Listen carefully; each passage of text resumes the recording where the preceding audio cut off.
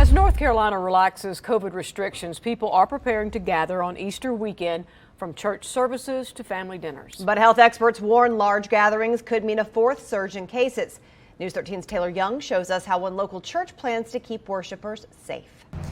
This time last year, when restrictions were just going into place, churches were preparing for virtual ceremonies. Now, a year later, churches are now welcoming people back in with precautions. It's been quite a journey. At St. John in the Wilderness Episcopal Church in Flat Rock, Father John Stevens says navigating the pandemic has been difficult.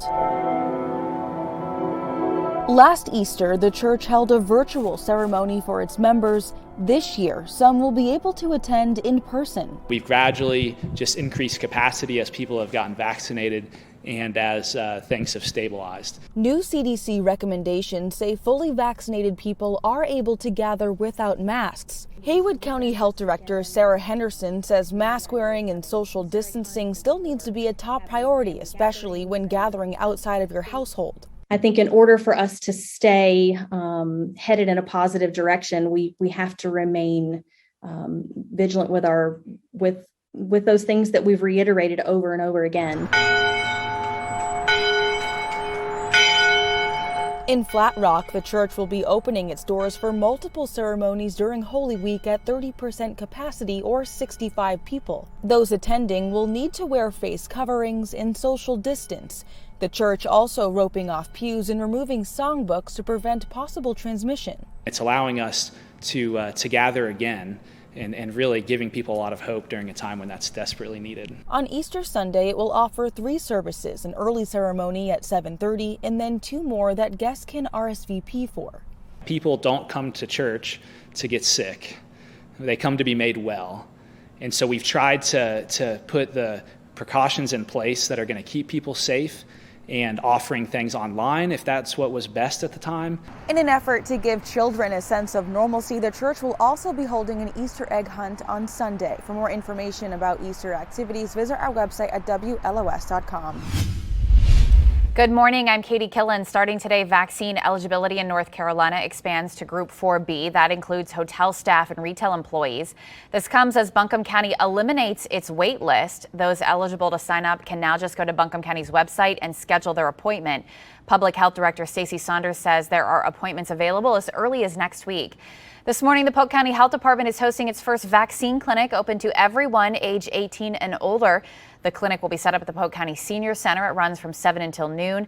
There is still time to make an appointment. Visit polknc.org for more information. Students at UNCA will roll up their sleeves and get dirty today. It's all part of an on-campus work day. Volunteers are working on a number of beautification projects, from planting to weeding, mulching, and more. School leaders at the university are working to create an urban forest on campus. They say this work day will help them achieve that goal. Now here's Ryan with your Skywatch forecast. Well, moderate to heavy rain is possible today. We have a cold front working into the area, and that's, again, first going to bring that chance of rain today. Here we go on Futurecast showing heavy rain possible at times, a risk for flash flooding, especially for those areas off to the west of Asheville that have already seen heavy rain. We could get a break and should get a break by later on this afternoon, but a final push of moisture tonight. That could be a snow event for some of our mountains. Not a huge event. In fact, accumulation looks fairly unlikely, especially on the roads. But overall, our story then will become the strong winds and the cold temperatures back behind that front after it makes its way through the area. And strong winds stick with us really through the end of the week. Initial concerns, heavy rain up to 1 inch and even 2 inches possible on the higher end for some of those locations, especially again off to the west. Big cool down on the way too. Temperatures down to the 40s tomorrow and Friday with record-breaking lows possible Friday morning, also Saturday morning, and then by Sunday we're starting to warm things up, drying out for the end of the week as well, and then by next week we're looking at 70s returning to the forecast. A spooky house is on the market in Maryland. I'm Jay Siltzer. This is your morning cup of Jay.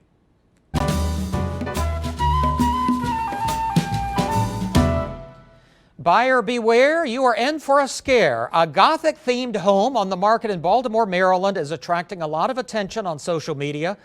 The interior features a life-size coffin, ghosts, and guillotine photos. It even comes with a hearse. The home was designed by the original owner. He's hoping to sell the horror house for $225,000. A fiery online black market is trending. Hot sauce packets from Taco Bell are fetching beaucoup bucks. The fast food restaurant hands out these single-serving packets for free. They, however, have unique phrases printed on them, like, "I'm a hottie, are you too?" eBay has numerous listings for some of the hard-to-find packets. Some are going for as much as $25,000. Is that an April Fool's joke? For real? A milestone birthday for one breakfast cereal is trending today. Fruity Pebbles have been on the market for 50 years. The brand was and still is inspired by the Flintstones. To celebrate the Big 5-0, Fruity Pebbles is rolling out a new flavor. The birthday cake version will hit store shelves in the coming days. It will only be available for a limited time while supplies last.